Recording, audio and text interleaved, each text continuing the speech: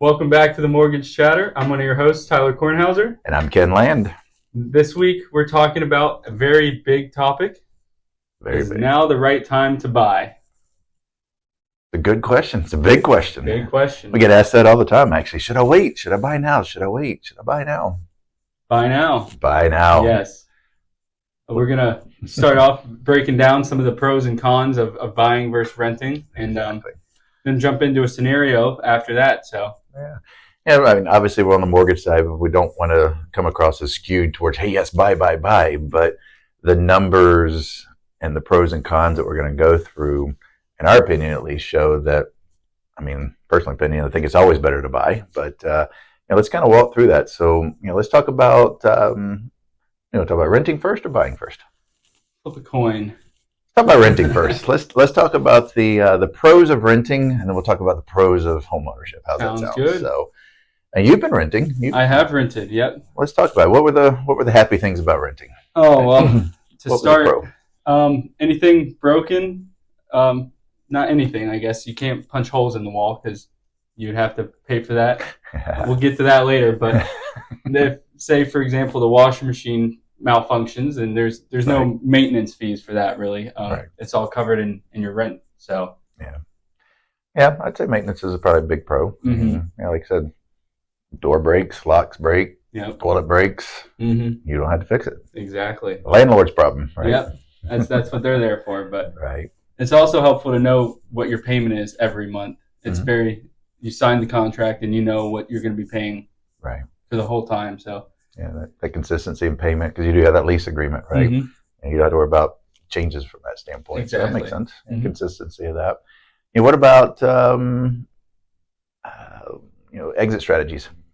Well, could go either way. You know how long you signed the lease for, so you're in it for at least that long. But it could also become a con there because subleasing and getting stuck in there. Yeah, you sign a lease, and 3 months later, you got to relocate because of a job or something like that. Pay to break the lease, or there's a lot of different options with that, but that's one of them. I think that's it for the pros for me. You got anything? Personally, I'm not a renter, so exactly. Let's switch over to the pros for home ownership. I mean, again, we kind of chatted about the pro for for renting, but let's go into. So you bought a house. What's the pro of a home ownership? Oh, the biggest few. They're all much better than the renting option, in my opinion. Mm-hmm. You're building equity for yourself, personal wealth growth. Right. I mean, you get now. We're not tax advisors, but there is tax benefits to be had. Yeah, if you qualify, and there are tax write-offs that you can look at. Mm-hmm. Absolutely. And the wealth, to me, the biggest benefit to homeownership is the wealth. The property appreciation, which we'll go through in these scenarios that we've got here. But that wealth that you build behind the scenes, that you can either reap or you can pass it on. It can be a generational wealth thing as well as you buy more houses. For sure, yeah. Freedom.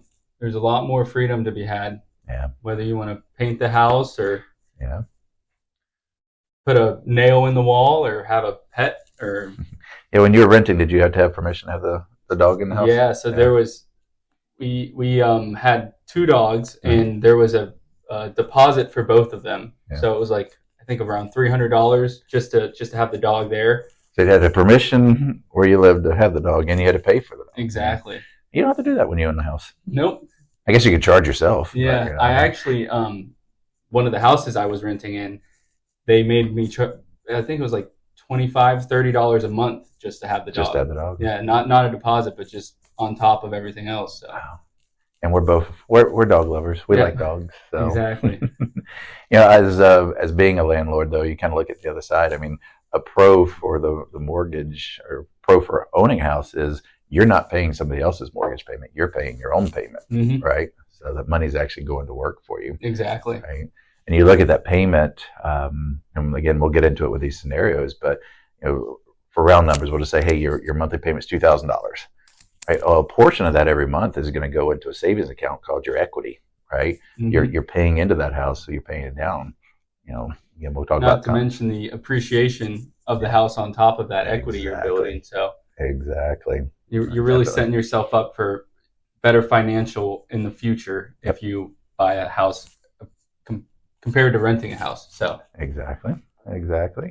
What else you got? Oh, there's plenty more. So let's see. The maintenance, unlike waiting for a repairman to come show up for a rental, you could fix it as soon as you're ready for it. I mean, fix it yourself, exactly. or you call and direct it, as opposed to having middlemen, middle people, chasing down and playing the telephone game. It could take a week sometimes to get everything coordinated. A lot of participating parties that would have to. Yeah, as opposed to you just doing it yourself. Yep, exactly. Definitely. The one that we listed out there, though, is DPA programs, down payment assistance programs, right? It helps make it more affordable to get into the home. Right. And that's big thing. Definitely. And there's opportunities for seller credits, too. Help offset some of the fees. And exactly. The costs. Yeah, absolutely. And then the last one I just talk about, I mean, there's a sense of pride when you own a home. For sure. It's yours. You move in, you sit down on that couch, and it's like, this is mine. Yeah, it's home. I mean, yes, you're at home at an apartment, but it's not really your home. You're borrowing it. Exactly. You're renting it. Renting it. But there is that. Sounds cheesy, but call it the American dream. Now you're a part of that, and that is a big thing, if you ask me. I've always taken very much pride in the houses that we've owned, and it's it's part of my identity. Right? I love that. So, yay. So again, we don't want to be completely one-sided on this and talk about the benefits. I mean, there's a lot of other benefits, but these were just a list that we came together pretty quickly off of brainstorming. But let's talk about the cons of homeownership, because there are some. There are some. It's you kind of touched on the one with the maintenance. Yeah. I mean, you're your own landlord when it comes to repairs. If the AC does go out, guess what? You're the one that's got to coordinate. You got to pay for it and coordinate it. I mean, it is one of those things. So. Go ahead. Property taxes. And you do have to pay property taxes. Pay property taxes, homeowners insurance, HOA dues sometimes. Those can get... Yeah, talk about HOAs for a minute. I mean, those are kind of that... You have those in neighborhoods and condos and whatnot where you get that group that's going to tell you certain things that you can and can't do in the neighborhood, right? So that can be a drawback. What you can do to your house, or can't cut that tree down, can cut that one down, or... Right. Make sure your grass is all mowed every day. And, exactly. Yeah. Exactly. You have to pay them to tell you what to do. So. Yes. Not every home has it. I was going to say, not every home has that. And, that works for some people because, I mean, an HOA can be a pro as well. And the fact that, it does, it protects the values in the area. So it doesn't allow somebody to, start parking RVs in front of the house, if that's part of the covenants there, or, we live a little bit out in the country, and actually at one point did have an HOA, and they said no livestock. Now the HOA is gone. There's no livestock in front of our houses, but I mean, there's nothing to stop somebody from putting a cow in their front yard or something like that. So I mean, there's a pro and a con to having an HOA. I mean, if you're moving into a neighborhood that has an HOA, obviously you want to check those rules and covenants and guidelines and make certain that they fit with you. Right? Exactly, because they could fine you if they see something is out of place. So absolutely, but there are some benefits to it. I guess we should have listed that on the pro side as well, just to say, hey, look, you've got an HOA. There's things that come with it too that are fun. Pool upkeep. Pools. Yep. There you go. Sometimes they will cut your grass, but anyway, exactly. few more cons with home ownership. Payment and cash flow, as well as closing costs. It's not free, so. No, it's not. It's definitely not. I mean, the payment and cash flow, we listed that and kind of unpack that for a second. And, with a mortgage, when you close, I mean, your loan payment itself is going to stay the same. Right? So, just like your rent, when you sign that lease for 12 months, 24 months, whatever, that lease stays level, it stays consistent. Well, your principal and interest payment, for 30 years, 15 years, however long you do the mortgage for, that is going to stay consistent. But you do, and you touched on it, there are some variables with the payment that can change, one being property taxes. And of course, your homeowner's insurance. I mean, those can fluctuate a little bit. So you do have some, not a lot of unpredictability, but you do have some increases that can hit you, especially if you live in an area where the councils get a little crazy and jack up your property taxes or something along those lines. Not getting political. Just always watch who you vote for and follow that stuff, because it can impact you. Right? For sure. It can definitely impact your payments. And same thing with insurance. I mean, as storms hit, that's kind of been a hot topic, which we had to talk about at some other point on the podcast. And bring in an insurance agent, because insurance premiums have gone up over the years quite a bit. So that's all the cons I could think of. I know you've owned a few homes. Any more? Yeah, the biggest one is the maintenance that I think of. Yeah. It just kind of comes with that freedom. There's enough pros, in my opinion, that offset the headache of quote unquote being your own maintenance man, handyman. But I always say that's the joys of home ownership, right? It gives you something to do. Yep. Hey, your Saturday and Sundays you can go fix things, but not to say that there's always stuff breaking either. Or you can go to the pool in your neighborhood paid for by the HOA. That's right. So let's talk through the cons of renting for just a second. Yeah. We came up with a list on this one. But, there's quite a few. First one we got, you're locked in your lease. Once you sign that contract, you're stuck. And depending on if you could sublease or not, you might not be able to move out, and you'd have to end up paying for it if you were to have to transfer for work or something else like that. So it can definitely get expensive to break a lease. For sure. Most definitely. There is no privacy. No, I won't say no privacy. Not as much. You could have neighbors in apartments who are a little noisier. You won't see eye to eye to all of them. I mean, there's a big list that could go wrong with your neighbors if you don't like your neighbors and don't make friends with them in the beginning. So you kind of tied in with them then at that point, aren't you? Yeah. So, and we kind of touched on this a little bit, but the freedom piece, and to me, that's the biggest, or one of the biggest cons with the renting situation is, if I wanted to come in and take down this rock wall behind us and put something else up, if I'm renting, I can't do that. If I own it, I can do whatever the heck I want, right? Exactly. So, being told that you can't hang pictures on the wall because they don't want a hole in the wall. Come on, right? I mean, there's a lot of guidelines that kind of limit your freedom of what you can and can't do, right? So, and along with that, there's maintenance delays. So, say your water line cuts out, your air conditioning breaks. You have to go through all the middlemen to coordinate it and figure out who's going to fix it when, what day, and all that good stuff. So that's a fun one too. It can be a headache, that's for certain. And the other really big one, I'll touch on this, actually the next two on this list is, the no equity and the no wealth generation. I mean, that rent payment, be it $1,500, $2,000, $500 or whatever, and every dime of that money is going to somebody else. You do not reap any of that benefit, as opposed to building that equity account that we were talking about. I mean, that you could effectively say that your rent is at 100% interest, because it's all going to somebody else. I mean, it's gone the minute you write that check. So it's kind of one of those things to sit and think about. There is also deposits to be had, and they could, depending on how they evaluate when you move out, they could end up taking all that money that you deposited, and you won't see any more of it. So because those security deposits, I mean, technically are to say, hey, look, we're not going to tear up the place, right? But obviously it's a gray area. I mean, you've got normal wear and tear on a property, and depending on that situation, you're right. And my landlord could say, you know what, I need that money, and you might have to run around circles, and they say, hey, you tore up the carpet or wore it out, and I got to replace it.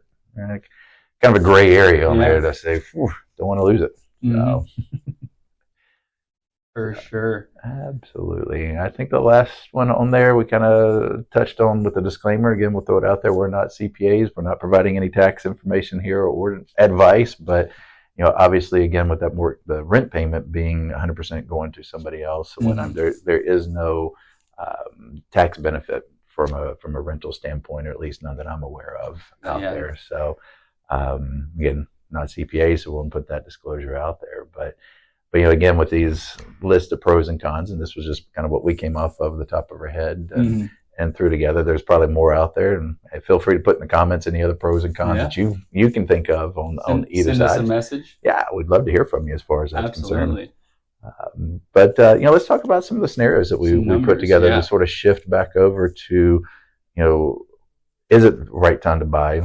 Wait, and I'd say that probably the most common hesitation people are using right now, or I guess two, is interest rates. Yep, absolutely. Rates are higher. Is it a good time to buy? And people are concerned, hey, well, values have been going up. Or, what if they fall or whatever? But let's just talk about. We put together a couple of different scenarios to sort of chat through here. And if you look at first example, the 28209 zip code in the Charlotte area is kind of known as the South End area. Trendy area is common for first-time home buyers looking at. So we kind of use very up and coming. Yeah, very up and coming. A lot of great restaurants. If you're foodie, it's an amazing place to go. One day maybe we'll have a sponsor from a restaurant. We can mention them on this call. Who knows, right? But put together a couple scenarios to really answer that question, taking the emotions out and taking them, all the other pros and cons out of it, and just boiling it down to numbers for just a second. And I think we said we could maybe potentially put these in the comments, to be determined, but we'll figure it out. In the podcast description, there will be a hyperlink that will take you to Love it. To see some of these scenarios and where we're getting these numbers from. So Mr. Techno, he's got it. So again, 28209 zip code. I just did some Googling. You can believe everything on the internet, right? The average price for that area came back, believe it or not, at $575 for a 3-bedroom house, 2-bedroom house. And the thing that kind of stood out to me was the average rent for a 3-bedroom apartment or house fell in a range. And there was a wide range, but the average actually came back at $3,200. So I was like, pretty impressive. Actually would have thought it would have been less, but the number came out there. I saw some areas that were 500 or 5,000. It's like, holy cow. So, and again, that's rent, right? Yeah, we don't know what the inside of these places look like either. Bingo. Yeah, I have no clue. So we're just running with some numbers as an example here for a second. So I took $3,200 and assumed, all right, you buy a $575 house, put down 10%. Okay, so we're not, again, you don't have to put down 20, you can put down less. This is not looking at even some DPA program, down payment assistance programs, or 3%, 5%. This is assuming, say, 10%. The numbers work across the board. But, in 5 years, so, kind of backing up for a second, the mortgage payment on that is going to work out, depending on the taxes, depending on rates, depending on, what programs you do qualify for. I used a $4,500 a month payment. So it is going to be a little bit more than that rent. So then again, you ask, well, how in the world could it be better to buy right now? Yeah. So what we did is we took a look at this scenario at a 5-year, 7-year, and a 9-year increment. So, again, first-time home buyers, you may or may not stay in that house super long. So let's just look at a short window. We buy the house, we live in it for 5 years. 5 years. Right. That's not very long. It's really not. You blink, hello. Things are plugging along. But in a 5-year period, so when you own a home, there's a couple ways that you're building wealth, right? You got the appreciation, and then again, we talked about the mortgage payment. So a portion of that monthly payment is going to go towards the equity of the house, right? So your savings account. Exactly. And that $4,500, actually, let me back up for just a second. That's not just the mortgage payment. That's actually assuming repairs as well. So I did forget about that. So the mortgage payment's coming up to call it $3,000, using round numbers. And then you've got the property taxes and insurance, that go into that as well. But using that $4,500 payment, in 5 years, just assuming an appreciation, this came back as the average appreciation for this particular zip code at 3.82%. So not a huge appreciation. We're not talking about these wacky 20, 30% appreciation numbers. A modest, normal appreciation number.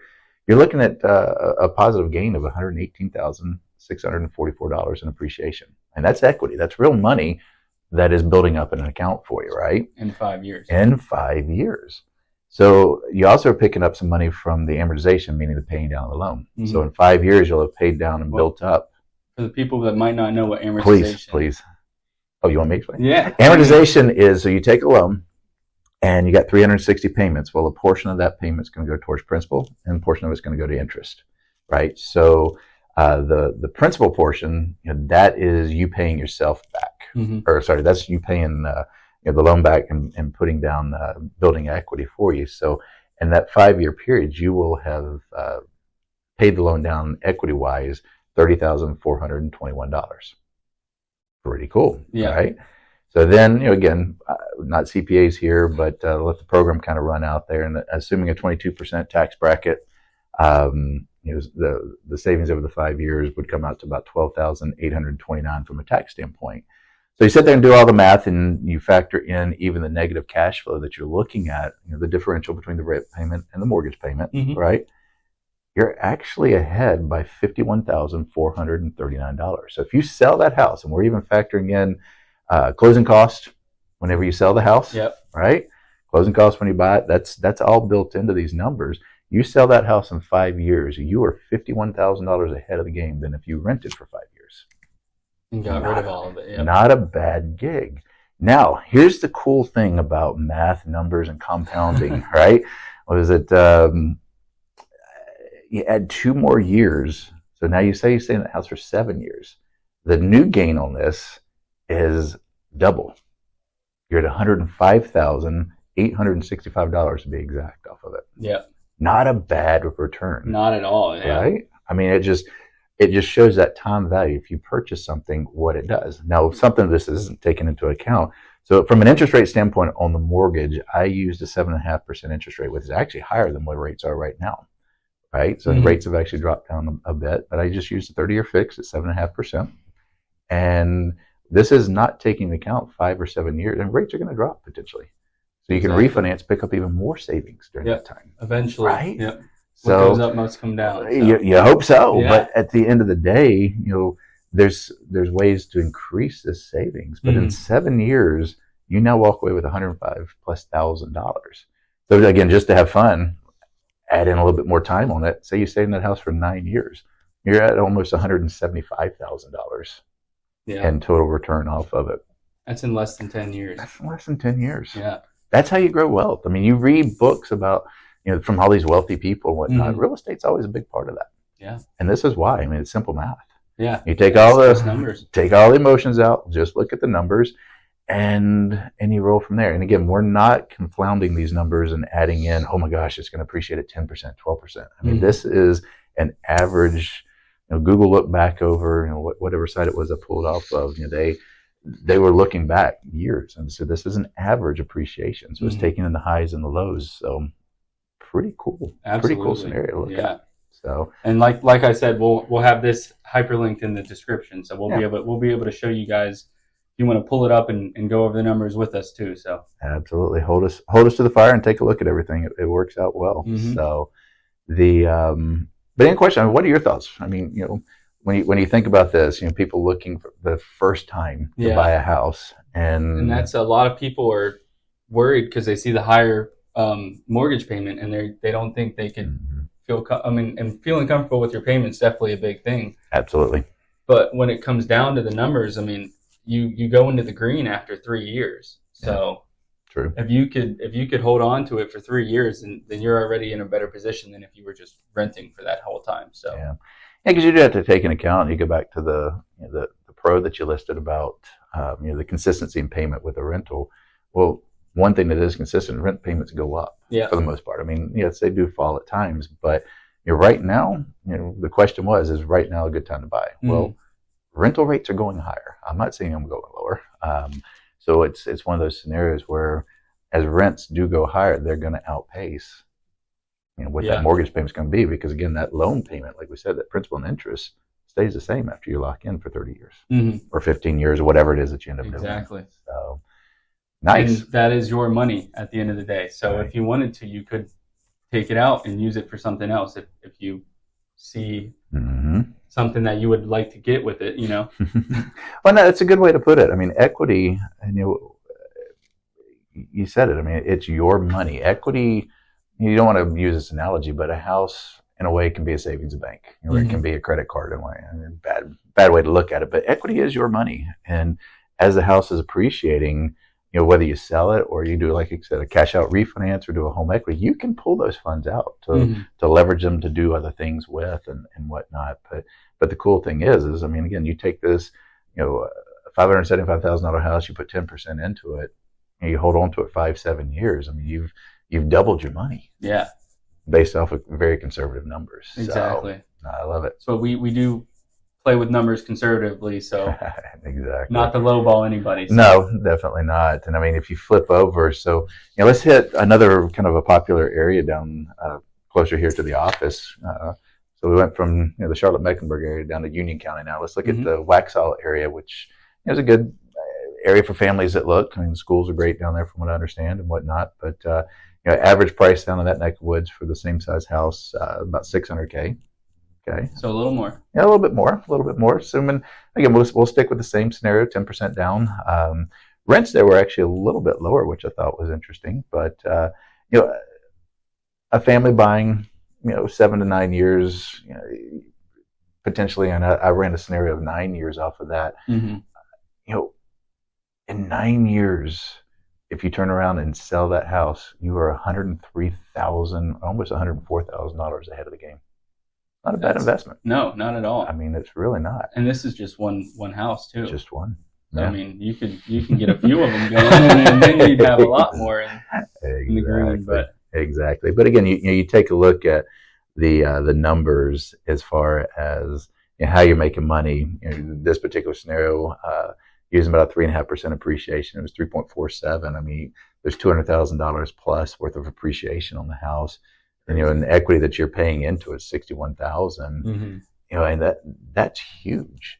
Now, again, yes, the payment in these scenarios, again, 7.5% is going to be higher, but that potential opportunity of refinancing, as or if rates drop. I mean, we don't have a crystal ball of where things are going, but the big money says rates are coming down, but you can always refinance. You can improve the cash flow. And I should have run a scenario assuming, hey, look, say rates dropped in the middle sixes or low sixes, just to see how much that can assist and even compound and add to this number. But again, if you go back to the question, is now a good time to buy? I say, why not? Why not? Yeah. I mean, you look at these numbers, you tell me why you wouldn't want to buy a house. Yeah, for sure. I mean, the numbers are it's just math, really. That's exactly right. I mean, if you're walking away with $104,000 in that scenario, or you're walking away with 175, 100,000, 51, that allocates a lot of money towards, hey, what if the AC does go out and you got to put 15 into it? Or, hey, really cool, you can do a cash out and put a pool in. Yeah, right. I mean, you got that freedom. Exactly. Then you can do the freedom. You can do whatever you want to that place. So exactly right. So these are really cool scenarios. So definitely check them out. It's pretty self-explanatory. But if you ever need to, we would be more than happy to walk through the numbers with you again. So absolutely. And we do one little toast here in honor of National Bourbon Day. Yep. Cheers. Thanks for some good information. Yep. All right. Well, you got anything else you want to add? Other than just, thank you for everybody following us. Feedback's always very much appreciated. So it's really cool to watch us grow. And a lot of watches, a lot of views, or however you want to call it on podcasts. I guess it's views, downloads. Yeah. Or we do have our YouTube channel going, though, if you want to see our beautiful faces. So that could work. Haven't broken the camera yet, so that works out. But again, we do appreciate you watching and joining us. And again, if there's anything in particular that you want to hear, I know my son wants to hear about the life of or day in the life of a loan officer. One of my daughters was asking about kind of getting back into the nitty gritty of the process. So kind of different things, down payment assistance programs. And then a couple guests probably coming up down the road with insurance and things of that nature. So, absolutely. But if there's anything in particular, please reach out. We've got our contact info. We're happy to help. www.themortgagechatter.com. That's our website. Most platforms, and like I said, we're on YouTube. You can send us a message through our website, or I believe Apple Podcasts. You could also send a message via that platform as well. So hey, we'll take them. We'll take them all. So. Thank you for joining us, and in the tradition of cheers. Cheers.